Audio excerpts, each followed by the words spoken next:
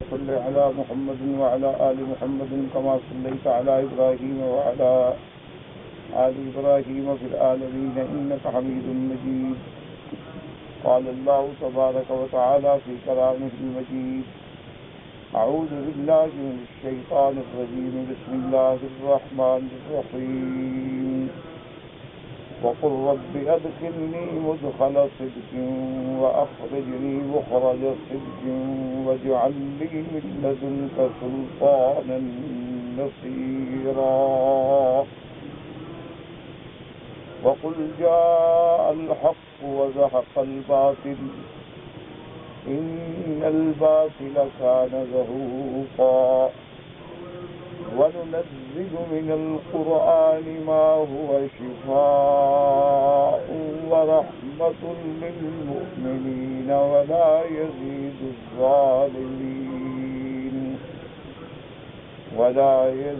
الظالمين إلا خسارا. الحمدللہ سورۃ الاسراء میں جیسا کہ ہم نے الحمدللہ پہلے پڑھا ہے کہ اللہ تبارک و تعالی نے اپنے پیارے حبیب سیدنا محمد مصطفیٰ خاتم الانبیاء صلی اللہ علیہ وسلم کے بارے میں جو کفار و مشرکین سے ان کے خلاف سازشیں، مکر، قید، شدائد، مصائب کا دور گزرا، اس کا ذکر فرمایا. پھر ان تمام چیزوں کا علاج جو ہے اللہ نے اپنے پیغمبر کو یہ بتلایا کہ نماز قائم،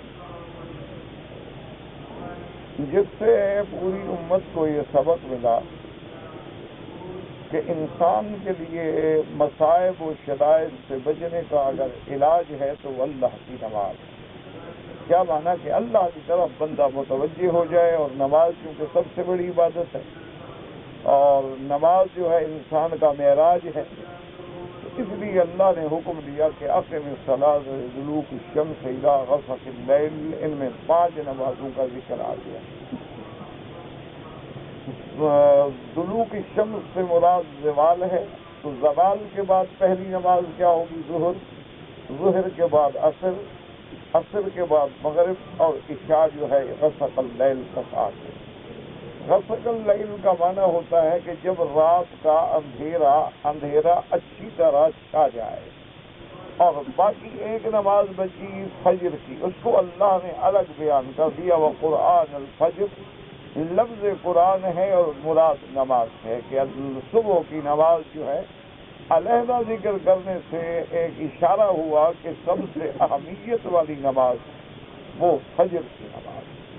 ایک تو وہ وقت رحمت ہے، اور دوسرا اللہ نے خود بیان فرما دیا قرآن میں کہ ان قرآن الفجر کان مشہودا، کہ نماز فجر کا وقت جو ہے یہ ملائکہ کے حاضر ہونے کا وقت، کہ اللہ تبارک و تعالی نے اپنی مخلوقات میں ملائکہ کے اوقات رکھے ہیں. بعض ملائکۃ اللیل ہیں اور بعض ملائکۃ النہار ہیں، یعنی بعض فرشتے وہ ہیں جو دن میں ہیں، اور بعض فرشتے وہ ہیں جو رات میں، بعض فرشتے وہ ہیں جو کرامن کاتبین ہیں، اور بعض فرشتے وہ ہیں جو حافظہ ہیں، اور بعض فرشتے وہ ہیں جو ہر بندے کے ساتھ ملہم ہے، جو اس کو اچھی باتوں کی طرف ابھارتا ہے اور اشارہ دیتا ہے. تو اللہ تبارک و تعالیٰ کے ملائکہ کے حاضر ہونے کا وقت ہے، تو اس لیے اللہ نے حکم دیا. تو ان میں 5 نمازوں کا ذکر آ گیا کہ آپ اللہ کی طرف لو لگائیں، آپ نماز پڑھیں، آپ تلاوت کریں، آپ قرآن پڑھیں، اور اسی میں آپ کے سارے مصائب کا علاج. اور یہی علاج اللہ نے دوسری جگہ بھی فرمایا وَاسْتَعِينُوا بِالصَّبْرِ وَالصَّلَاةِ، کہ صبر اور نماز کے ساتھ مدد پکڑو. اسی طرح حدیث مبارک میں بھی آتا ہے کہ اذا حضبه امر بادر الى الصلاۃ، کہ جب میرے محبوب محمد مصطفیٰ صلی اللہ علیہ وعلی آلہ واصحابہ وسلم تسلیما کثیرا کثیرا، آپ کو کوئی بھی مشکل پیش آتی تو فوراً نماز، آپ فوراً نماز کی طرف متوجہ ہو جائیں. اور اسی طرح میرے آقا نے فرمایا وقرۃ عینی فی الصلاۃ، کہ میرے آنکھوں کی ٹھنڈک جو ہے وہ نماز ہے. اور پھر اللہ نے اپنے محبوب کو حکم دیا وَمِنَ اللَّيْلِ فَتَهَجَّدْ بِهِ نَافِلَةً لَكَ، اور میرے محبوب رات کو بھی آپ تہجد ادا فرمائیں، اور یہ آپ کے لیے ایک زائد نعمت ہے اللہ کی طرف سے۔ تو بہرحال تہجد جو ہے وہ امت میں بھی فرض نہیں ہے اور حضور صلی اللہ علیہ وسلم میں بھی فرض نہیں ہے، لیکن میرے آقا نے کبھی تہجد نہیں چھوڑی۔ حضور صلی اللہ علیہ وسلم ہمیشہ تہجد پڑھتے تھے، اور تہجد کے بارے میں ہمیں مختلف روایات ملتی ہیں احادیث مبارک میں، کہ ایک روایت میں یہ آتا ہے کہ حضور پاک 11 رکعت تہجد پڑھتے تھے۔ تو اب علماء فرماتے ہیں، فقہاء احناف فرماتے ہیں کہ یعنی 8 رکعت تہجد اور 3 رکعت وتر، تو لہذا یہ 11 رکعت۔ اور ایک احادیث مبارک میں آتا ہے کہ حضور صلی اللہ علیہ وسلم 13 رکعت پڑھتے، تو اس پر فقہاء رحمۃ اللہ علیہم فرماتے ہیں کہ 8 رکعت تہجد، 3 رکعت وتر، 11 اور 2 رکعت سنت الفجر، کہ فجر کی نماز سے پہلے جو 2 رکعت پڑھی گئی ہیں تو 13 رکعت۔ اور اسی طرح بعض روایات میں یہ بھی آتا ہے، جس کو سیدہ عائشہ صدیقہ رضی اللہ تعالی عنہا نے روایت کیا ہے، کہ آپ 8 رکعت ہی پڑھتے تھے، اور فرمایا کہ یصلی اربعن 4 رکعتیں کر کے پڑھتے تھے۔ فلا تسأل عن حسنہن وطولہن، اور حضور کی نماز کا کیا کہنا کہ ساری دنیا کی نمازیں ایک طرف اور میرے مدنی کی ایک نماز ہے، کیونکہ وہ نماز میں جو اخلاص ہے، وہ نماز میں جو کیفیت ہے، وہ نماز میں جو مرتبہ احسان ہے، وہ جو انبیاء کو حاصل ہے، اور پھر جو امام الانبیاء کو حاصل ہے وہ کس کو حاصل ہے؟ اس لیے اللہ نے حکم دیا وَمِنَ اللَّيْلِ فَتَهَجَّدْ بِهِ نَافِلَةً لَكَ عَسَىٰ أَن يَبْعَثَكَ رَبُّكَ مَقَامًا مَحْمُودًا۔ لیکن حضرت ابن عباس رضی اللہ تعالی عنہ فرماتے ہیں کہ قرآن پاک میں جہاں بھی اللہ کی طرف سے عصا کا حرف استعمال ہو تو مانا ہے کہ وہ یقینی ہوتا ہے، اس لیے کہ اللہ تبارک و تعالی جب کسی بات کا فیصلہ فرما دیتے ہیں تو اس میں تغیر نہیں آتا۔ اب مقام محمود سے کیا مراد ہے، تو اس پر محدثین کرام نے احادیث مبارک کی روشنی میں یہ فرمایا ہے کہ مقام محمود سے وہ مقام مراد ہے کہ جب سارے انبیاء اور رسول جواب دے دیں گے تو اس وقت اگر شفاعت کرنے والے ہوں گے تو حضرت محمد مصطفیٰ صلی اللہ علیہ وعلا آلہ واصحابہ وسلم تسلیما کثیرا کثیرا۔ اسی لیے حضور صلی اللہ علیہ وسلم نے فرمایا انا خطیبہم، کہ قیامت والے دن جب انبیاء خاموش کھڑے ہوں گے تو خطیب میں ہوں گا اور بولنے والا میں ہوں گا۔ اور حضور صلی اللہ علیہ وسلم نے فرمایا انا اول شافع و اول مشفع، کہ سب سے پہلے شفاعت کرنے والا بھی میں ہوں گا اور سب سے پہلے میری شفاعت قبول ہوگی۔ اور اسی طرح احادیث مبارک میں آتا ہے حضور صلی اللہ علیہ وسلم نے فرمایا کہ جب تمام انبیاء اور تمام امم جو ہیں وہ میرے پاس آئیں گے شفاعت کے لیے تو میں ان سے کہوں گا کہ انا لہا انا لہا، اللہ نے اس مقام کے لیے مجھے منتخب فرما دیا ہے۔ اور اس کے بعد حضور صلی اللہ علیہ وسلم فرماتے ہیں کہ پھر میں آؤں گا اور میں آ کے اللہ کے عرش کے نیچے سجدے میں گر جاؤں گا، علمنی محامدہ، اللہ مجھے اس وقت اپنے حمد سکھلائیں گے، ایسے محامد سکھلائیں گے، فرمایا لم یعرفنی الآن، وہ محامد مجھے اب نہیں معلوم، اس وقت اللہ مجھے القاء کریں گے، الہام فرمائیں گے، میرے دل میں ڈالیں گے، ان محامد سے میں اللہ کا حمد کروں گا، اور اس کے بعد میں کافی دیر جو ہے سجدے میں رہوں گا، اور پھر اس کے بعد اللہ تبارک و تعالیٰ کے حکم سے ندا کی جائے گی کہ یا محمد ارفع راسک، محمد مصطفیٰ صلی اللہ علیہ وسلم اب آپ اپنا سر مبارک جو ہے سجدے سے اٹھا لیں، سل توتا، مانگو ملے گا، وشفع تشفع، اور شفاعت کرو تو قبول ہوگی، اور بات کرو تو سنی جائے گی۔ تو علماء نے فرمایا یہ ہے وہ مقام محمود۔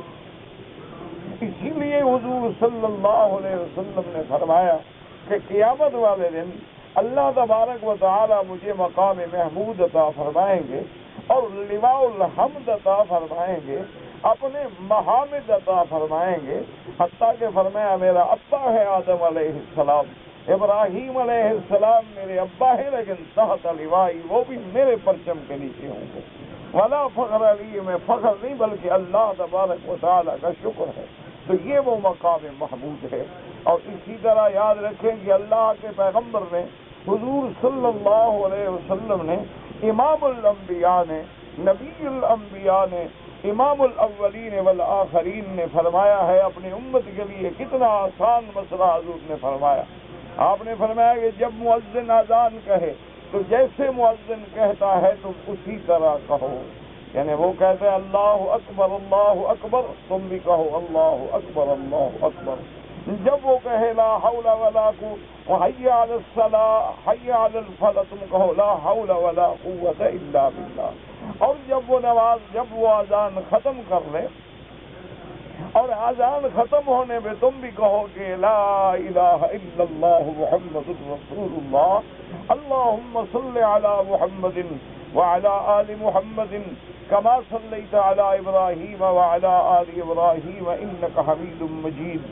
اور اس کے بعد یہ دعا مانگو، اللہم رب هذه الدعوة التامة والصلاة القائمة آت محمد الوسیلة والفضیلہ وابعثہ مقاما محمودا۔ اور ایک روایت میں وابعثہ مقاما محمودا الذی وعدتہ، فرمایا حلت لہ شفاعتی، کہ میرا امتی میرے لیے جو یہ دعا مانگے گا تو اس کے لیے میری شفاعت گویا لازم ہوگی۔ تو اتنا آسان سا مسئلہ ہے کہ آدمی صرف دعا، ورنہ اصل بات دیکھیں تو اللہ کی یہ رحمت ہے اور محبوب محمد مصطفیٰ کی شفقت ہے، ورنہ حضور کو ہماری دعاؤں کی کیا ضرورت؟ اللہ تبارک و تعالیٰ تو ان کے لیے وعدہ فرما چکے ہیں کہ مقام محمود عطا فرمائیں، ان کے لیے تو یہ فیصلہ ہو چکا ہے کہ تمام انبیاء سے اعلیٰ، تمام رسولوں سے اعلیٰ مقام جو ہے وہ ہمارے آقا سیدنا محمد الرسول اللہ صلی اللہ علیہ وسلم کا ہوگا۔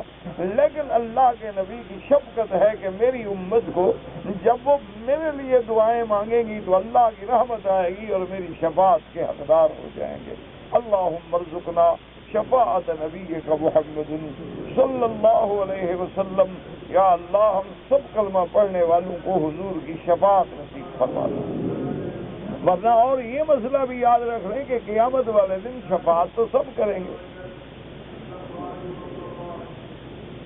تمام انبیاء بھی شفاعت کریں گے، صدیقین بھی شفاعت کریں گے، شہداء بھی شفاعت کریں گے، حفاظ قرآن بھی شفاعت کریں گے، اللہ کے اولیاء بھی شفاعت کریں گے۔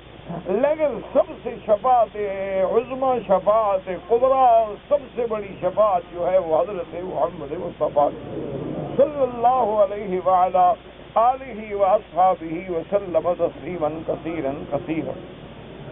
اچھا، بعض علماء نے ایک اشکال بھی کیا ہے کہ بھئی اگر صدیقین شفاعت کریں گے، اگر علماء شفاعت کریں گے، اگر حافظ قرآن شفاعت کریں گے تو پھر حضور کی شفاعت کا کیا مطلب؟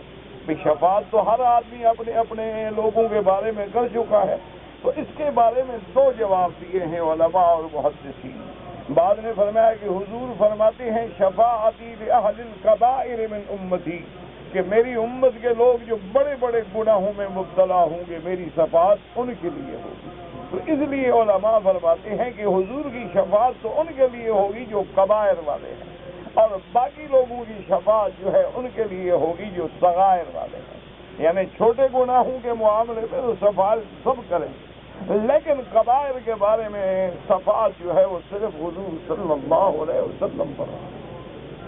اور بعض علماء نے لکھا ہے کہ سب شفاعتیں کرنے والے گویا اپنی شفاعت کی درخواست جو ہے وہ محمد عربی کو کریں گے، اور حضور اللہ کے آگے سب کی شفاعت پیش کریں گے اور سب کی شفاعت قبول ہو جائے گی۔ تو بعض علماء نے دونوں روایات کو جمع کرنے کے لیے اس کا یہ جواب دیا ہے۔ تو اب پہلا علاج اللہ نے کیا بتلایا کہ آپ نماز پڑھیں اور تہجد پڑھیں، کیونکہ رات کی تہجد جو ہے اس کو مشکلات اور مصائب اور پریشانیوں کے حل کرنے میں خاص مقام حاصل۔ کیونکہ وہ رحمت خداوندی کا وقت ہوتا ہے اور آدمی ریاض سے، دکھلاوے سے اور شہرت سے دور ہوتا ہے، کوئی اس کو دیکھنے والا نہیں ہوتا ماں سوائے اللہ کے، اور پرسکون وقت ہوتا ہے، اور پھر وہ اپنی راحت و آرام کو چھوڑ کے ہاتھ باندھ کے اللہ کے دروازے پہ کھڑا ہوتا ہے۔ اس لیے جن لوگوں کو تہجد کی دولت نصیب ہوتی ہے انہیں پتہ ہے کہ تہجد کا کیا مقام ہے، انہیں پتہ ہے کہ تہجد کا کیا نور ہے۔ اس لیے علماء اور اولیاء اللہ نے لکھا ہے کہ رات کو جاگنے والا، اللہ کے دربار میں رونے والا، اللہ کے آگے عاجزی کرنے والا، اللہ کے آگے تضرع کرنے والا، تلاوت میں قرآن میں گزارنے والے کے چہرے پہ ایک اللہ نور پیدا فرما دیتے، ایک کشش پیدا ہو جاتی ہے۔ حتیٰ کہ علماء متاخرین نے لکھا ہے کہ آج بھی 1400 سال گزر چکے ہیں، لیکن آج بھی آپ بالکل دیکھ سکتے ہیں ایک آدمی جس کی رات قرآن میں گزری ہو، جس کی رات تہجد میں گزری ہو، اور دوسرا جس کی رات میکدے میں، شرابوں میں اور گناہوں میں اور پب میں گزری ہو، تو صبح کو دیکھو ایک کے نور پہ، ایک کے چہرے پہ نور اور کشش ہوگی اور دوسرے کے چہرے پہ لعنت برس رہی ہوگی۔ تو یہ ایک ایسا منظر ہے جو بالکل آج ہر آدمی دیکھ سکتا ہے، ہر آدمی سمجھ سکتا ہے۔ بڑے سے بڑے لوگ ہوتے ہیں لیکن گناہوں کی وجہ سے بدن ٹوٹ رہا ہے، چہرے پہ پھٹکار برس رہی ہے اور چہرے پہ کوئی کشش باقی نہیں ہے، لیکن اللہ کے ذکر و فکر میں ڈوبے ہوئے لوگ، چاہے وہ رنگ کالا ہو، چاہے وہ غریب ہوں، چاہے وہ غربت کے مارے ہوئے ہوں، لیکن دل کرتا ہے میں اس بندے کے ساتھ بیٹھوں، میں اس کی باتیں سنوں اور میں اس کی دعاؤں سے مستفید ہو جاؤں۔ تو اللہ پاک نے ایک علاج جو ہے وہ یہ بتلایا۔ اب اس کے بعد اللہ تبارک و تعالیٰ نے اپنے پیغمبر کو صلی اللہ علیہ وسلم کو ایک عجیب دعا بتلائی ہے، اور علماء نے لکھا ہے کہ اصل یہ دعا تو اس وقت ہے کہ جب ہجرت کا حکم ہوا، کہ جب اللہ تبارک و تعالیٰ نے اپنے نبی کو حکم دیا ہجرت کا کہ اب آپ مکہ مکرمہ سے مدینہ منورہ کے لیے ہجرت کریں، تو یہ دعا بتلائی گئی۔ لیکن علماء فرماتے ہیں کہ جب بھی کوئی مسلمان ایک ملک سے کسی ملک میں جائے، ایک شہر سے کسی شہر میں جائے، تو داخل ہونے سے پہلے یہ دعا پڑھ لے۔ اور اسی طرح بلکہ بعض محدثین نے تو یہ لکھا ہے کہ ہر مشکل کام میں، ہر مصیبت میں بھی یہ دعا پڑھے تو اللہ تبارک و تعالیٰ اس کے نکلنے کا راستہ پیدا کر دے۔ اللہ نے فرمایا قل وقل رب ادخلنی مدخل صدق واخرجنی مخرج صدق واجعل لی من لدنک سلطانا نصیرا وقل جاء الحق وزهق الباطل ان الباطل کان زہوقا۔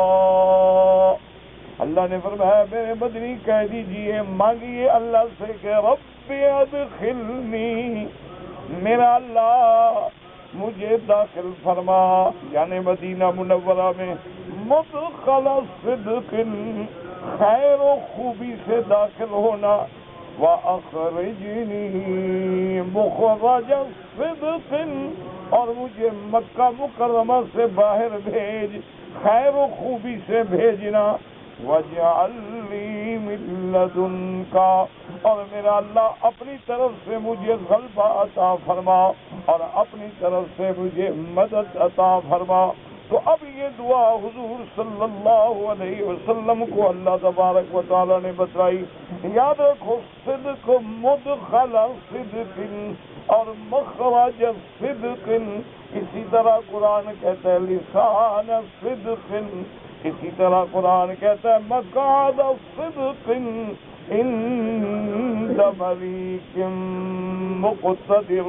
اصل صدق صداقت سے ہے یعنی سچائی، لیکن یہاں معنی یہ مراد ہوتا ہے کہ میرا اللہ، میرا نکلنا جو ہے وہ بھی خیر و عزت کے ساتھ ہو، اور میرا دوسرے شہر میں داخل ہونا جو ہے وہ بھی عزت سے، عافیت سے، ہر قسم کے بلاؤں سے محفوظ ہو۔ تو میرے آقا کو اللہ تبارک و تعالی نے جب کفار نے مجبور کیا ہجرت کے لیے تو حضور صلی اللہ علیہ وسلم کو یہ دعا سکھلائی گئی، اور آپ نے دیکھا ہے کہ سارے کافروں کی دشمنی کے باوجود، کفار مکہ کی پوری طاقت کے باوجود اللہ نے کیسے اپنے نبی پاک کو مکے سے باہر بھیجا، کس طرح غار میں رکھا، کیسے غار میں حفاظت کی محمد مصطفیٰ صلی اللہ علیہ وسلم۔ یعنی اندازہ کریں کہ کافر اسی پہاڑ کی چوٹی پہ پہنچ گئے، جبل ثور جس غار میں میرے آقا نے راتیں گزاری ہیں جس کی، بالکل بعین ہی اسی پہاڑ کی چوٹی پہ کھڑے ہیں، اور غاروں میں درزیں ہوتی ہیں، غاروں کے اندر دراڑیں ہوتی ہیں، تو ایک دراڑ سے حضرت ابوبکر رضی اللہ تعالیٰ عنہ فرماتے ہیں مجھے ان کے پاؤں بھی نظر آ رہے تھے کہ اوپر چل پھر رہے ہیں، اور انہوں نے عرض کیا کہ یا رسول اللہ صلی اللہ علیہ وسلم دشمن بالکل ہمارے سروں پہ پہنچے ہوئے ہیں، اگر انہوں نے ذرا بھی نیچے توجہ کر لی تو ہم دیکھے جائیں گے۔ حضور نے فرمایا ما ظنک یا ابا بکر، ابا بکر تیرا کیا خیال ہے کہ ہم اکیلے ہیں؟ اللہ جو ہمارے ساتھ ہے، تم کیوں فکر کرتے ہو؟ اللہ تبارک و تعالیٰ کی معیت نصرت ہمارے ساتھ ہے، اللہ تبارک و تعالیٰ کی معیت ہمارے ساتھ ہے، اس لیے اللہ نے قرآن اتارا، اللہ پاک نے جبریل بھیجا کہ اپنے ساتھی کو کہہ دیں اذ یقول لصاحبہ لا تحزن ان اللہ معنا، کہ آپ کوئی غم نہ کریں، اللہ جو ہمارے ساتھ۔ اب دیکھیں اللہ نے کیسے حفاظت کی اپنے نبی کی۔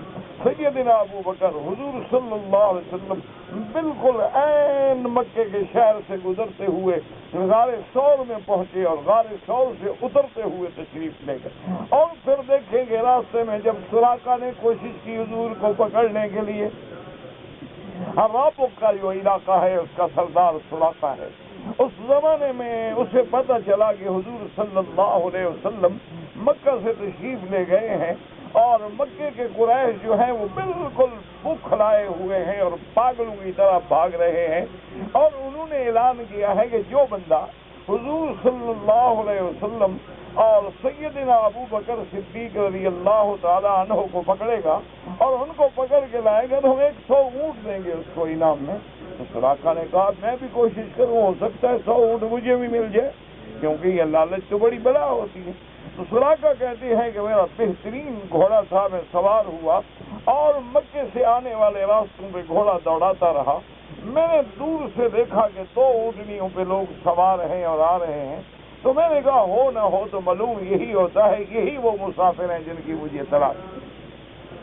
کہتے ہیں کہ میں نے گھوڑا انہی کی طرف دوڑایا، بالکل جب میں قریب پہنچا تو میرے گھوڑے کے اگلے پاؤں جو تھے وہ زمین میں دھس گئے، اور میں گرتے گرتے بچا۔ بڑی مشکل سے میں نے اپنے گھوڑے کو دوبارہ اس کی لگامیں کھینچی اور نکالا، اور گھوڑا پھر نکلا اور تھوڑا چلا اور پھر اس کے پاؤں دھس گئے۔ میں نے کہا ایسا تو کبھی نہیں ہوا، میرے گھوڑے کے ساتھ تو ایسا کبھی نہیں ہوتا، تو مشہور گھوڑا ہے اور طاقتور ہے اور اس ریس پہ ہمیشہ دوڑتا ہے، یہ کوئی بات ہے؟ تو کہتے ہیں کہ میں نے پھر ان کو اشارہ کیا کہ آپ ٹھہر جائیں۔ حضرت ابو بکر صدیق رضی اللہ تعالی عنہ نے عرض کیا کہ یا رسول اللہ معلوم تو دشمن ہوتا ہے، فرمایا اللہ جو ہمارے ساتھ ہے۔ حضور صلی اللہ علیہ وسلم ٹھہر گئے تو سراقہ نے کہا کہ میں پہچانتا ہوں اور میں آپ کی تلاش میں ہوں، لیکن میرے گھوڑے کے ساتھ یہ 2 دفعہ جو حادثہ پیش آیا ہے میں سمجھتا ہوں کہ یہ آپ کی وجہ سے ہے، آپ کو آپ کے خدا نے حفاظت کی ہے۔ حضور صلی اللہ علیہ وسلم نے فرمایا کہ سراقہ اچھا تم نے اچھا کیا ہے کہ ہمیں بتا دیا۔ اس نے کہا کہ نہیں یا رسول اللہ، بات یہ ہے کہ میں ایک سردار ہوں اور میں سمجھتا ہوں کہ اسی میں اللہ کی حکمتیں ہیں کہ وہ آپ کو باعزت پہنچانا چاہتے ہیں، لہذا آپ میرے علاقے سے خیریت سے گزر جائیں، اور میں یہ بھی آپ سے وعدہ کرتا ہوں کہ اس راستے سے میں مکے والوں کو آپ کے پیچھے نہیں آنے دوں گا، آپ بالکل آرام سے تشریف لے جائیں۔ تو حضور صلی اللہ علیہ وسلم نے فرمایا کہ سراقہ ایک بات یاد رکھو تو تم ہمارے ساتھ یہ کر رہے ہو تو میری طرف سے بھی ایک خوشخبری سن لو کہ ایک وقت آئے گا کہ کسریٰ کا ملک جو ہے، فارس کا ملک جو ہے وہ فتح ہوگا، اسلام کا غلبہ ہوگا، اور اس بادشاہ کے کنگن جو ہیں سونے کے وہ تیرے ہاتھوں میں ہوں گے۔ تو سراقہ کہتے ہیں کہ میں حیران ہو گیا کہ اللہ کے نبی ہیں، ابھی تو وہ اپنی جان بچا کے جا رہے ہیں اور مجھے خبر دے رہے ہیں فارس جیسے پاور ختم ہو جائے گی اور اسلام غالب آ جائے گا۔ وہ اتنی بڑی طاقت تھی، اس زمانے میں دو ہی طاقتیں تھیں، یا فارس تھا یا روم تھا۔ تو حضور صلی اللہ علیہ وسلم فارس کے بارے میں خبر دے رہے ہیں۔ میں کہا اچھا ٹھیک ہے جی، جو اللہ کو منظور ہے دیکھا جائے گا۔ تو اللہ تبارک و تعالیٰ نے حضور صلی اللہ علیہ وسلم کو بخیر و عافیت جو ہے مدینہ منورہ میں پہنچا دیا۔ اور سیدنا عمر کے زمانے میں، اب آپ دیکھیں حضور کا زمانہ مبارک گزر گیا، سیدنا صدیق کا زمانہ خلافت گزر گیا، سیدنا عمر رضی اللہ تعالی عنہم کا زمانہ خلافت آیا۔ تو اس خلافت کے زمانے میں مسلمانوں نے فارس کو فتح کیا اور مال غنیمت میں کسریٰ بادشاہ کے کنگن آئے۔ اس زمانے میں بادشاہ جو تھے وہ زیور گلے میں ڈالتے تھے، سونے کے اور چاندی کے اور جڑاؤ اور ہیرے لگے ہوئے اور موتی لگے ہوئے، تو بادشاہ پہنا کرتے تھے۔ تو وہ کنگن جب آئے تو حضرت عمر رضی اللہ تعالیٰ عنہ نے کہا کہ جلدی تلاش کرو، آئین سراقہ، سراقہ کہاں ہے؟ تو صحابہ نے تلاش کیا تو حضرت عمر رضی اللہ تعالیٰ عنہ نے بلایا اور کہا صدق رسول اللہ، کہ سراقہ دیکھو محمد مصطفیٰ نے سچ کہا ہے، آج یہ کنگن تم وصول کر لو کہ اللہ کے نبی نے جو تمہیں خوشخبری دی۔ فبقى عمر رضی اللہ تعالی عنہ، حضرت عمر بھی رو پڑے، صحابہ بھی رو پڑے کہ دیکھو حضور نے تو ہجرت کے زمانے میں خبر دی تھی۔ تو یہ وہ دعا مبارک ہے جو ہجرت کے زمانے میں اللہ نے آپ کو تعلیم۔ لیکن ان آیات میں ایک بات کو سمجھیں، وَقُلْ رَبِّ أَدْخِلْنِي مُدْخَلَ صِدْقٍ وَأَخْرِجْنِي مُخْرَجَ صِدْقٍ وَاجْعَلْ لِي مِن لَّدُنكَ سُلْطَانًا نَصِيرًا۔ اب علماء نے فرمایا کہ اس میں دعا کے دو حصے، ادخلنی مدخل صدق، کہ میرا اللہ مجھے مدینہ منورہ میں مقام ہجرت میں پورے کامرانی، کامیابی، حفاظت کے ساتھ داخل فرما۔ وہ کہتے ہیں یہ بات تو ٹھیک ہے، لیکن یہ جو قرآن میں وہ اخرجنی مخرج صدق، اور مکے سے بھی ہمیں باعزت و عظمت مقام کے مطابق نکلنے کی توفیق عطا فرما۔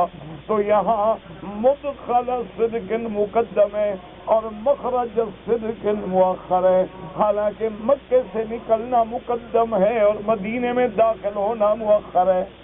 حضور پہلے تو مکے سے نکلے ہیں، مکے سے نکلنے کے بعد پھر مدینے میں داخل ہوں گے، لیکن یہاں مدینے کے داخل ہونے کا ذکر تو قرآن نے پہلے کر دیا کہ ادخلنی مدخل صدق واخرجنی مخرج صدق، اور نکلنے کے ذکر کو مؤخر کر دیا۔ مفسرین فرماتے ہیں کہ وجہ یہ ہے کہ مقصد جو ہے اصلی وہ نکلنا تو نہیں، یہاں سے تو مجبوراً حضور جا رہے ہیں۔ حضور صلی اللہ علیہ وسلم اپنے منشے سے تو مکے سے نہیں نکلے، بلکہ حضور نے فرمایا واللہ انک لاحب ارض اللہ، ساری اللہ کی زمین میں سب سے محبوب زمین مجھے کعبہ تو ہے، اگر میری قوم مجھے نہ نکالتی میں تجھے چھوڑ کے کبھی نہ جاتا۔ تو حضور یہاں سے تو مجبور ہو کے جا رہے ہیں، تو اصل مقصد چونکہ دخول مدینہ ہے اس لیے اس کو مقدم کیا گیا، اور خروج مکہ جو ہے اس کو مؤخر کیا گیا۔ اور اس کے بعد یہ دعا کے علاوہ اللہ تبارک و تعالیٰ کے نبی نے مانگا وَاجْعَلْ لِي مِن لَّدُنكَ سُلْطَانًا، اور میرا اللہ اپنی طرف سے مجھے غلبہ عطا فرما، مجھے غلبہ علمی بھی عطا فرما، غلبہ عملی بھی عطا فرما، اور میری مدد فرما۔ تو معلوم ہوا کہ مدد مانگنے کا مقام کیا ہے کہ اللہ کا نبی بھی اللہ سے مانگ رہے ہیں کہ یا اللہ مجھے مدد فرما۔ تو مدد دینے والا صرف اللہ تبارک و تعالیٰ کی ذات ہے۔ اللہ کے علاوہ اگر کسی سے مدد مانگی جائے تو شرک اکبر ہے اور انسان اسلام سے نکل جاتا ہے۔ اب اگلی آیت میں دیکھیں، ایک تو یہ فرق اللہ نے پہلا علاج کا بتلایا نماز کے بعد دوسرا علاج کیا بتلایا کہ اگر کسی مومن کو کسی ملک میں دین پہ چلنا مشکل ہو جائے تو ہجرت کرے۔ اگر کسی ملک میں آدمی دین پہ نہیں قائم رہ سکتا، فرائض نہیں ادا کر سکتا، تو اس ملک کو چھوڑ دو۔ اللہ تبارک و تعالیٰ کی زمین جو ہے بہت وسیع ہے، اور جہاں جاؤ گے اللہ تبارک و تعالیٰ ہی اہتمام فرمائیں گے۔ جیسے کہ آپ دیکھیں کہ میرے آقا نے جب مکہ جیسے مقام کو چھوڑا تو اللہ تبارک و تعالیٰ نے مدینہ منورہ میں آپ کا مستقر بنایا اور غلبہ اسلام کا ذریعہ بنا دیا، اور صحابہ کو عزت و عظمت کے مقاموں پہ پہنچا دیا۔ تو اس لیے دوسرا علاج ہجرت بنایا۔ اب تیسری بات بتا رہے ہیں کہ میرا محبوب آپ غم نہ کریں مکے والوں کی مخالفت کا، ایک وقت آئے گا جب مکے پر بھی آپ کا پرچم لہرائے گا۔ وَقُلْ جَاءَ الْحَقُّ وَزَهَقَ الْبَاطِلُ إِنَّ الْبَاطِلَ كَانَ زَهُوقًا۔ اللہ نے فرمایا کہہ دیجئے کہ حق آ گیا، باطل مٹ گیا، کیونکہ باطل تو ہے ہی مٹنے والا۔ اور یاد رکھو کہ آج بھی آپ دیکھ رہے ہیں کہ کفر کی آندھیاں چل رہی ہیں، دشمن اسلام جو ہیں ہر طرف اسلام اور مسلمانوں کے خلاف اپنے عداوتوں سے اندھے ہو چکے ہیں اور دشمنی کی آخری حدوں کو پھلانگ گئے ہیں۔ لیکن یاد رکھو کہ آخری کامرانی جو ہے وہ مسلمانوں کی ہوگی۔ حق بلند ہو کے رہے گا، حق آ کے رہے گا، باطل مٹ کے رہے گا۔ اس لیے کہ میرے آقا صحابہ فرماتی ہیں کہ یہ اس وقت آیت مبارک آئی کہ جب آمنہ کے لال محمد مصطفیٰ امام الانبیاء صلی اللہ علیہ وسلم فتح مکہ پہ مکہ میں داخل ہوئے تو صحابہ کہتے ہیں کہ کعبۃ اللہ میں 360 بت رکھے ہوئے، 360 بت اندر سر جھکانا پڑتا ہے۔ یہ ہمیشہ یاد رکھیں، جس کا اللہ کا ایمان ہے، اللہ سے جوڑ لگ گیا، وہ سب کو پھر بھول جاتا ہے، اور اگر اللہ کا دروازہ چھوڑ دو تو پھر انجام کیا ہوتا ہے؟ کبھی سورج کا پوجا، کبھی چاند کا پوجا، کبھی تاروں کا پوجا، کبھی آگ کا پوجا، کبھی بتوں کا پوجا، کبھی جنوں کا پوجا، کبھی درختوں کا پوجا، کبھی قبروں کا پوجا، پھر ایک قبر کا بھی نہیں، ہر شہر میں نئی قبر، نئی مزار، نیا پیر، نیا روضہ۔ تو یہ اللہ تبارک و تعالیٰ کی طرف سے پھر سزا ہوتی ہے کہ تم نے میرا دروازہ چھوڑا ہے تو اسی طرح پر ٹھوکریں کھاتے رہو۔ تو اس لیے مکے والوں نے بھی 360 بت رکھے تھے۔ اچھا، اس کے بارے میں علماء نے لکھا ہے کہ بھی آخر 360 کی کیا ضرورت ہے؟ ایک ہی کافی ہے، دو ہی کافی ہے، ٹکر ہی مارنی ہے نا جی، غیر اللہ کو پوجنا ہی ہے نا، تو 360 کی آخر کیا ضرورت ہے؟ تو اس کے بارے میں دو جواب دیے ہیں مفسرین کرام نے۔ بعض فرماتے ہیں کہ اصل وجہ یہ ہے کہ کافروں نے چونکہ سال کے 360 دن ہوتے ہیں، ہر روز کے لیے نیا خدا، ہر روز جناب جب یکم محرم کو اور خدا ہے اور 2 کو اور خدا ہے، وہ پہلے والا ریٹائر ہو گیا، اب دوسرا آ گیا، تو اس لیے 360 سے۔ اور بعض کہتے ہیں کہ نہیں، یہ وجہ نہیں تھی، اصل میں یہ بت جو ہیں یہ قبائل کے بت تھے، جیسے حبل ہے، لات ہے، عزا ہے، منات ہے، اساف ہے، نائلہ ہے، تو یہ جو تھے قبائل، بنو ثقیف تھے، بنو حذیل تھے، بنو کلاب تھے، بنو امیہ تھے، بنو عباس تھے، بنو مرہ تھے، تو ہر بڑے بڑے قبیلے کا جو ہے وہ بت تھا۔ اور اسی طرح جو چھوٹے چھوٹے قبائل تھے مکے کے ارد گرد میں، تو ان کے بھی بت تھے، تو جن کے ساتھ مکے والوں کی صلح ہو جاتی تھی، جو مکے والے قریش کا حلیف بن جاتا تھا، ان کو کہتے تھے بھی تم اپنا خدا لے آؤ اور مکے میں رکھ دو، حرم میں رکھ دو، تاکہ تمہاری ہماری صلح ہے اور تمہارا خدا بھی کعبہ شریف میں کھڑا ہے۔ اور جس سے جھگڑا ہو جاتا اس کے خدا کے کان پکڑ کے باہر پھینک دیتے، جاؤ تم بھی فارغ، تمہارا خدا بھی فارغ۔ تو اس لیے انہوں نے 360 بت رکھے ہوئے۔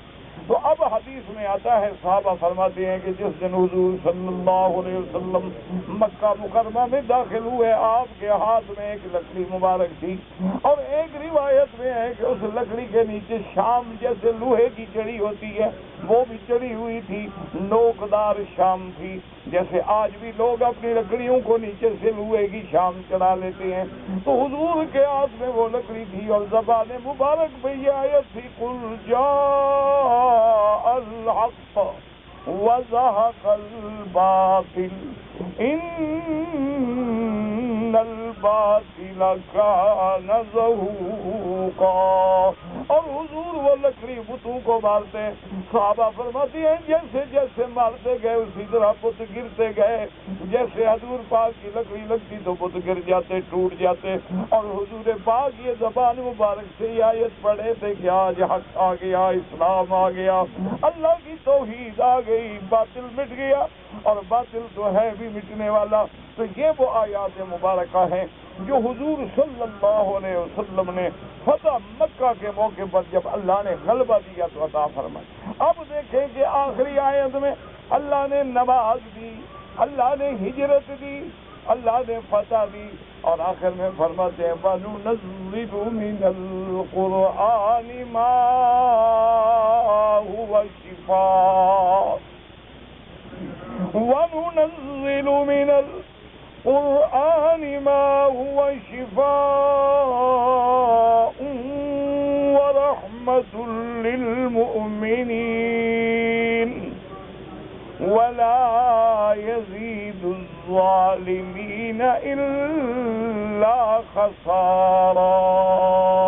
اب اللہ پاک نے فرمایا میرا مدنی جو قرآن ہم نے اتارا ہے آپ پر، یہ اللہ کا کلام جو ہے، وَنُنَزِّلُ، اور اس کو آہستہ آہستہ اتارا، سورت اتارا، آیات اتارا ہے، اس میں کیا ہے وَشِفَاءٌ وَرَحْمَةٌ، شفا بھی ہے، رحمت بھی ہے، لیکن کن کے لیے؟ للمؤمنین،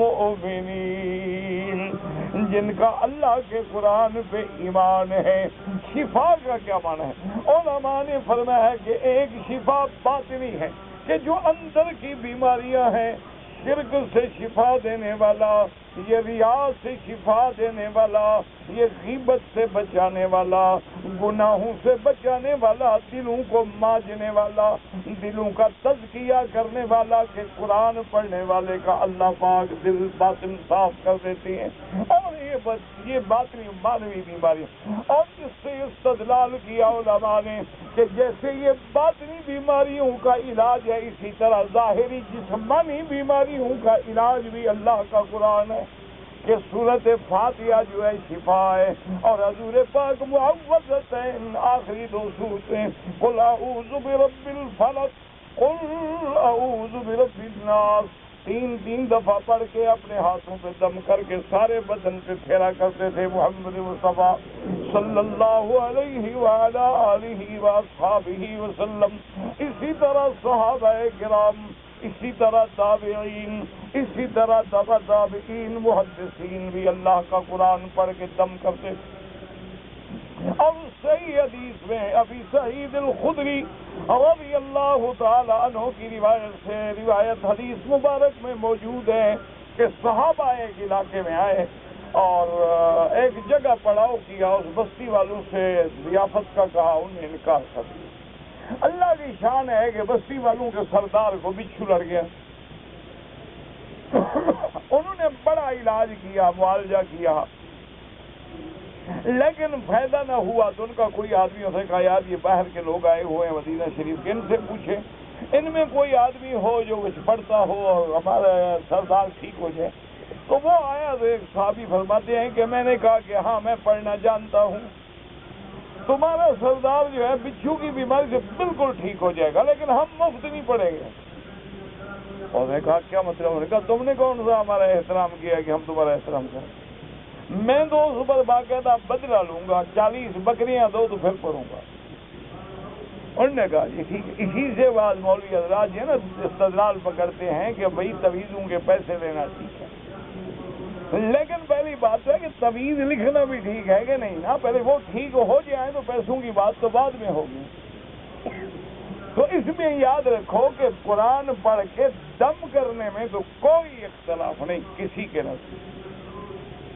ایک ہے کہ تعویذ لکھ کے گلے میں ڈالا جائے، تو اس میں جمہور علماء کا فیصلہ یہ ہے کہ ایسا نہ کیا جائے، کہ حضور صلی اللہ علیہ وسلم نے تعویذ لٹکانے سے منع فرمایا ہے، اور آپ کی حدیث مبارک میں سخت الفاظ بھی ہیں، لیکن بعض علماء کہتے ہیں کہ حضور نے جس سے منع فرمایا ہے وہ مشرکانہ باتیں تھیں، کہ شرک میں اور کفر میں اس زمانے میں وہ جو منتر جنتر انتر کنتر لکھتے تھے، کوئی کافرانہ باتیں لکھتے تھے، وہ تو ناجائز ہیں، لیکن اگر قرآن کی آیت لکھی جائے تو جائز ہے۔ اور اس کا وہ قیاس بھی دیتے ہیں کہ اگر کوئی آدمی چھوٹا قرآن لے کے جیب میں رکھ لے، اس کا لٹکانا جائز ہے، تو پھر ایک آیت کا لٹکانا کیوں جائز نہیں ہے؟ لیکن بہرحال احتیاط اسی میں ہے کہ تعویذوں کے معاملے میں آپ نہ پڑھیں، اور قرآن پڑھ کے دم کر لیا، ہاتھوں پہ دم کر لیا، سارے بدن پہ پھیر دیا، پانی پہ دم کر لیا، پی لیا، وہ آدمی کام کرے۔ اس کی وجہ یہ ہے کہ آدمی کو تھوڑی سی اجازت مل جائے نا جی۔ آپ دیکھیں نا، آپ ٹرین میں رش ہو تو اگلا کہے گا بھائی ذرا یار تھوڑا ایک قدم ادھر کو، کھڑے ہونے کی جگہ دے دو، تو کھڑے ہونے کی آپ دیں گے انشاءاللہ تو بیٹھ وہ ضرور جائے گا۔ یہ قاعدہ ہوتا ہے۔ وہ عربوں میں ایک مثال ہے نا جی، کہ ایک بدو جو تھا بیچارہ خیمے میں تھا، اور اس کا اونٹ جو ہے وہ خیمے سے باہر تھا، تو اب رات کو جب شدید سردی پڑی تو بدو کو خیال آیا کہ بھائی میں تو خیمے میں ہوں، لیکن اونٹ میرا جو ہے وہ بیچارہ باہر ہے، اور سردی لازمی سردی، وہ بھی جاندار ہے، وہ بھی تو آخر حیوان ہے۔ تو اس نے یہ کیا کہ اپنے اونٹ کو ایسی طرح قریب خیمے کے باندھا کہ بھئی اس کی گردن جو ہے وہ خیمے میں آ جائے، تاکہ جو سر تو بیچارے کا محفوظ رہے نا، باقی بدن جو ہے۔ تو اب جناب جب اونٹ نے گردن اندر داخل کر لی نا، تھوڑی دیر کے بعد بدو باہر بیٹھا تھا اور اونٹ اندر بیٹھا ہوا تھا۔ تو یہ اصول ہوتا ہے کہ آدمی جب تھوڑی سی ان قوم کو اجازت دے دے نا، سبحان اللہ، پھر یہ تعویذوں میں وہاں پہنچ جاتے ہیں، اللہ تبارک و تعالیٰ معاف فرمائے۔ اسی لیے آپ دیکھتے نہیں لاکھوں روپے کے اشتہار لگے ہوتے ہیں، اسم اعظم کامل، ہر مشکل جو ہے گھنٹے میں حل کر رہا ہے۔ تم کون ہو دعوے کرنے والے؟ تو سب سے پہلے دعوے کرنے والا کافر ہو گیا۔ تم کون ہو مشکل کسی کی حل کرنے والے؟ تم تو خود مشکلوں کے مارے ہوئے لوگوں کو بھیک مانگ رہے ہو، تم کسی دوسرے کی مشکل کیا حل کرو گے؟ جو تمہیں ٹیلی فون کرے پہلے کہے گا کہ جناب اتنی فیس بھجوا دیں، اس کے بعد اگلا بات کریں گے۔ اور تم تو فیس لے کے لوگوں کی روٹیاں توڑ توڑ کے کھا رہے ہو، تم اپنی مشکل تو حل کرو۔ اسی لیے بعض لوگ جو ہیں وہ اسم اعظم کے عامل ہیں، آئیں جی میرے پاس اسم اعظم ہے اور ساری مشکلیں حل کریں۔ اور اسم اعظم پڑھو، دعا مانگو خدا یہود کو برباد کر دے، اللہ تبارک و تعالیٰ کفر کی طاقتوں کو ملی امیٹ کر دے، تو تمہارا اسم اعظم کب کام آئے گا؟ ہم مسلمانوں کے لیے کام آتا ہے۔ فلاں آدمی کہتے ہیں جی فلاں بزرگ بڑے پہنچے ہوئے ہیں، جن ان کے تابع ہیں، اور جنوں کو حکم دیتے ہیں جناب ایک منٹ میں ہزاروں میل سے مٹھائی لے کے آ گئی۔ جن تمہارے صرف حلوہ اور مٹھائی کے لیے رہ گئے، ان کو کہو کافروں کو پکڑ کے مار دیں۔ یہ سارا فریب ہے، فراڈ ہے اور دھوکہ ہے۔ لہذا آدمی ان چیزوں پہ عمل کرے جس میں خود گمراہ ہونے کا خدشہ ہی نہ ہو۔ تو صحابی نے جا کے سورۃ فاتحہ پڑھی اور شفا ہو گئی۔ جب وہ آئے تو صحابہ سے کہا کہ دیکھو بھائی، ہم نے دعوت نہیں کی تھی، اب تو 40 بکریاں ہیں نا، کاٹو ماشاء اللہ، بناؤ آگ پہ پکاؤ اور کھاؤ سب۔ انہوں نے کہا بھی ہم تو نہیں کھاتی، یہ تم نے پڑھا ہے اس کے بدلے میں لیا ہے، پتہ ہے جائز بھی ہے ناجائز ہے، ہم تو حضور سے پوچھیں۔ تو انہوں نے کہا، بعد نے کہا اچھا بھی ہم تو کھاتے ہیں۔ بعد نے کھا لیا، بعد نے نہ کھایا، حضور سے آ کے عرض کیا تو حضور نے فرمایا اچھا پہلے تم یہ بتاؤ کہ پڑھا کیا تم نے؟ اس نے کہا حضور اور کیا پڑھنا تھا، سورۃ فاتحہ پڑھی اور دم کر دیا، اور کیا پڑھنا تھا؟ تو حضور نے فرمایا تمہیں یہ کیسے پتہ چلا کہ سورۃ فاتحہ پڑھنے سے یہ ٹھیک ہو جائے گا؟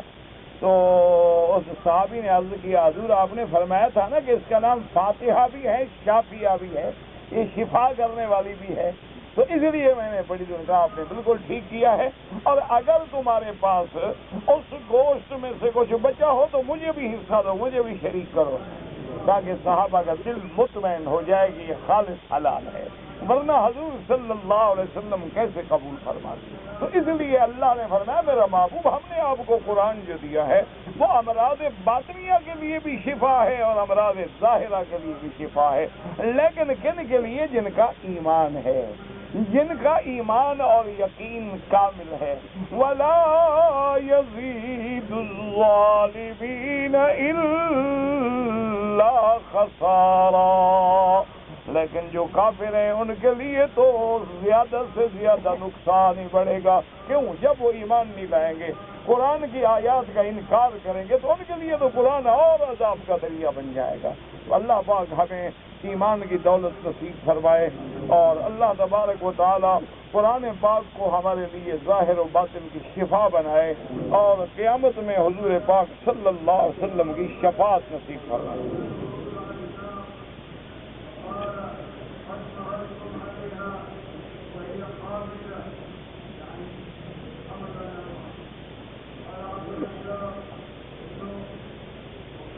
اگر آپ جدے میں رہتے تھے اور مکے میں آ گئے، لیکن 8 ذی الحجہ کو حج کا احرام آپ نے مکے سے باہر جا کے مسجد عائشہ سے باندھا، ٹھیک ہو گیا، کوئی دم نہیں آپ پر، کوئی وسوسہ نہ کریں۔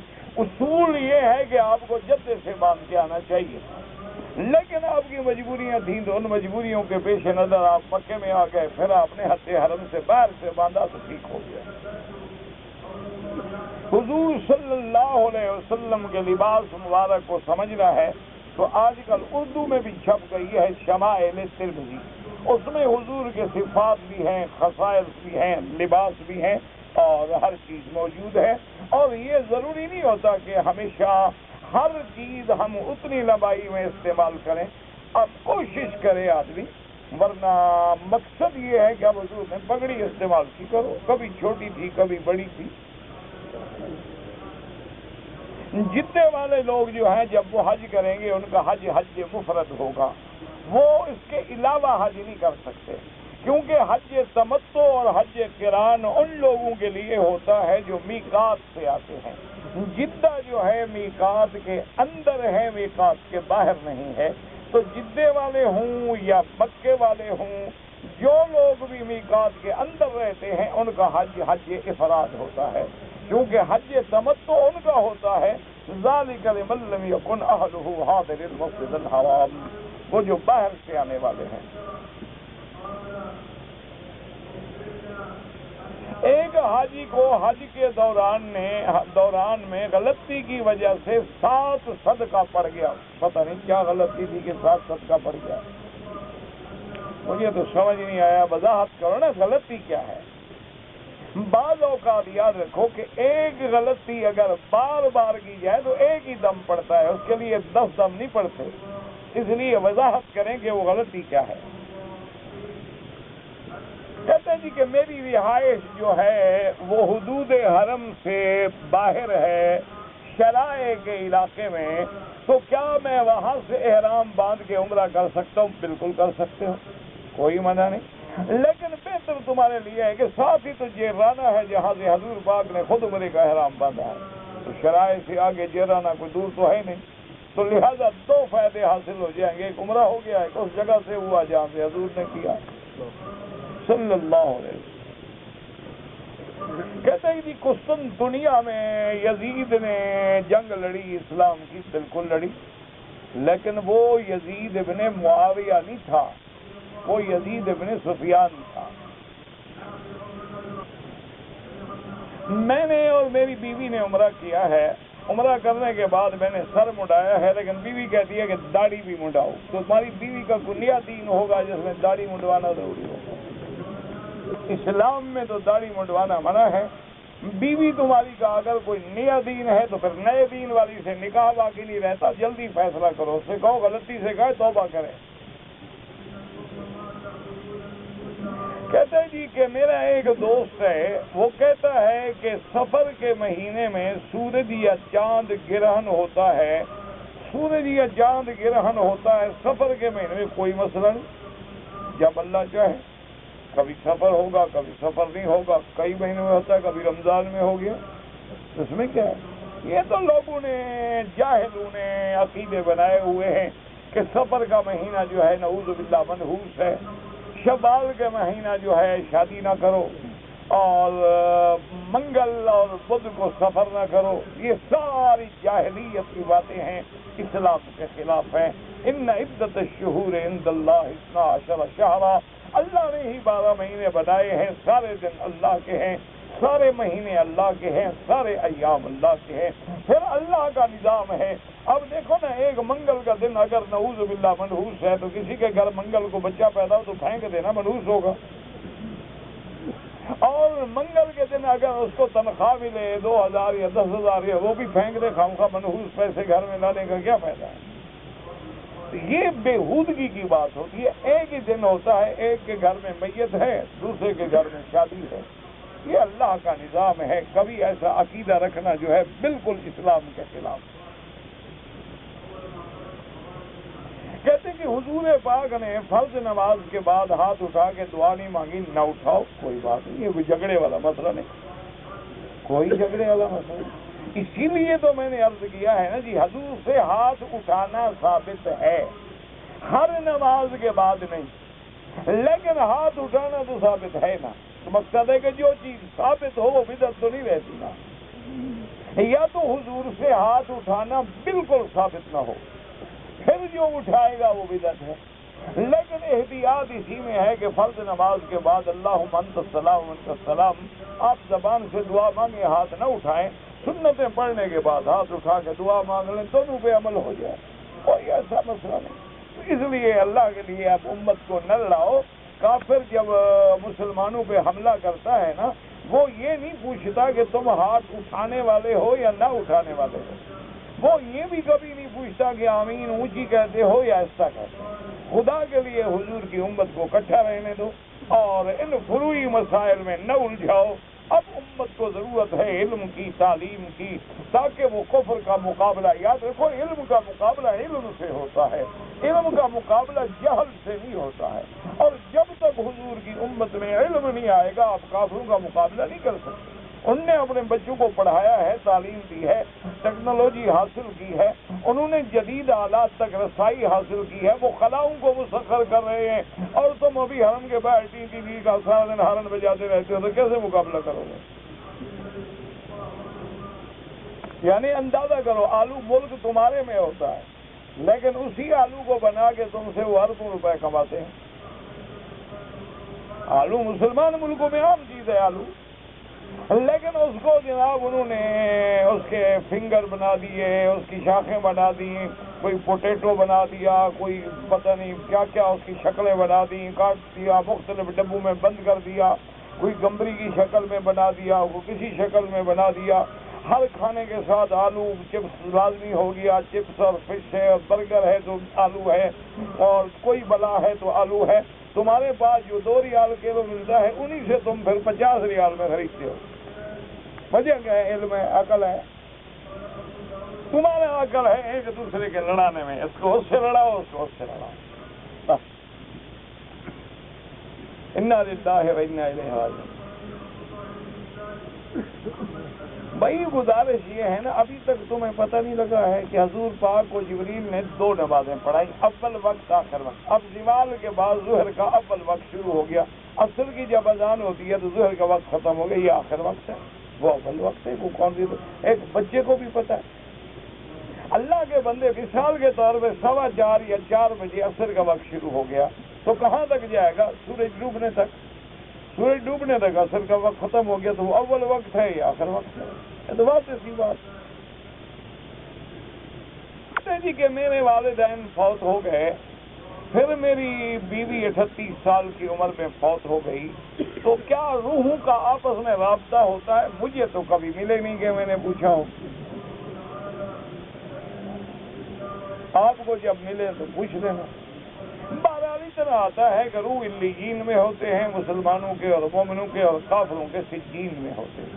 یہ بھی آتا ہے کہ جیسے ارواح شہداء ہیں وہ جنت میں قنادیل میں ہوتے ہیں، سیر کرتے ہیں. یہ بھی آتا ہے کہ ارواح کو ایک دوسرے کی خبر پہنچائی جاتی ہے. باقی اللہ عالم لقاء ہوتا ہے نہیں ہوتا ہے خدا جانتا ہے. المنان اللہ کے اسماء میں سے ہے، اللہ کا بندہ۔ عبد الرحمن، عبد الحنان، عبد المنان، عبد الرحیم، عبد الکریم، عبد الستار، یہ تو اللہ کے اسماء میں تو سب سے محبوب نام ہے۔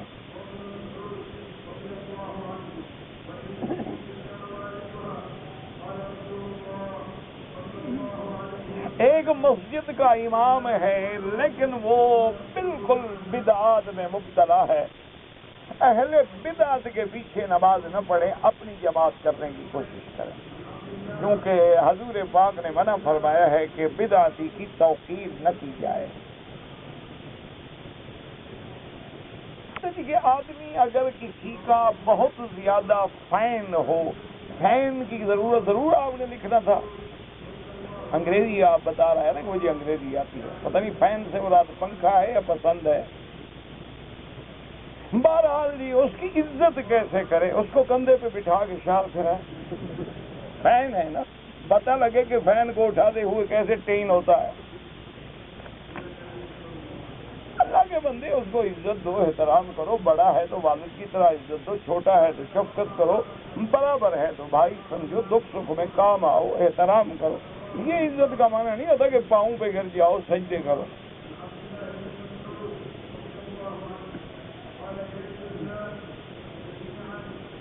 میں جی مسلمان ہوا الحمدللہ، اللہ اسلام پہ ثابت رکھے، اور میں آپ سے ملنا چاہتا ہوں، بالکل میں عشاء کے بعد یہیں آ جاؤں گا، آپ ضرور ملیں۔ کہتا جی کہ بالوں کو رنگ لگانا جائز ہے، ہاں بالکل لگانا جائز ہے، لیکن کالا نہ لگائیں۔ بھائی سید خاندان جو ہے صرف وہ زکوٰۃ نہیں لے سکتے، اولاد علی، اولاد جعفر۔ ایک آدمی نے 2000 ریال دیے زکوٰۃ کے پیسے، لیکن ابھی اس نے دیے نہیں تھے کہ چوری ہو گئی، سارا مال چوری تھا، اب اس کے پاس پیسے نہیں تو کیا کرے؟ جب تک مال تھا اس کی نیت تھی زکوٰۃ دینے کی، اب اللہ نے سارا ہی لے لیا تو اس پر اب تو خود غریب ہو گیا، زکوٰۃ کہاں سے دے گا؟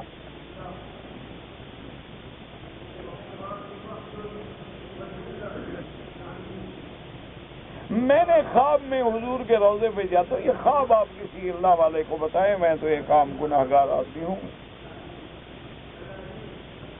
اگر کوئی آدمی اپنے گھر میں تراویح کا رمضان میں اہتمام کرے اور وہاں لوگ بھی جمع ہوں اور پردے میں پیچھے عورتیں بھی پڑھیں تو جائز ہے، کوئی منع نہیں ہے، لیکن افضل یہ ہے کہ مسجدوں میں ادا کیا جائے۔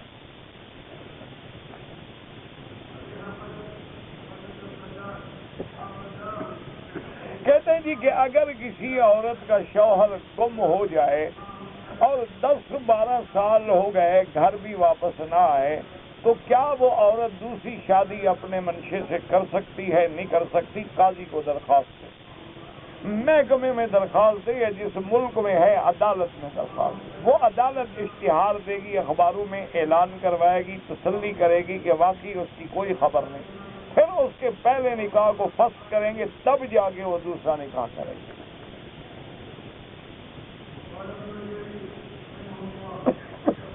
ٹیلی فون پر نکاح ہو سکتا ہے؟ نہیں ہو سکتا ہے، ٹیلی فون پہ آواز بدل جاتی ہے، کوئی سمجھ نہیں آتی ہے، تو اس لیے حکم یہ ہے کہ اگر تم نے مثلا تمہارا نکاح دوسرے ملک میں ہے، اپنے کسی بھائی کو، کسی دوست عزیز کو ایک کاغذ پہ وکیل بنا دو کہ میں نے آپ کو وکیل بنایا، آپ شرعاً میرا نکاح کر دیں، تو 2 گواہ لکھ کے بھیج دو، جا کے آپ کی طرف سے ایجاب و قبول کر دیں۔ اگر عصر اور مغرب کے درمیان میں طواف کریں، حنفی مسلک کے حضرات بعد میں 2 رکعت پڑھیں، اور حنابلہ اور شوافی کے نزدیک حرم میں ہر وقت جائز ہے۔ ایک آدمی کو دم پڑ گیا ہے، کیا مانا؟ یعنی میقات سے احرام نہیں باندھا، اگر فوراً میقات پہ لوٹ جائے عمرہ کر لے تو دم نہیں دینا ہوگا۔ اب مشورے نہ کرتے رہو نا، جا کے عمرہ کرو۔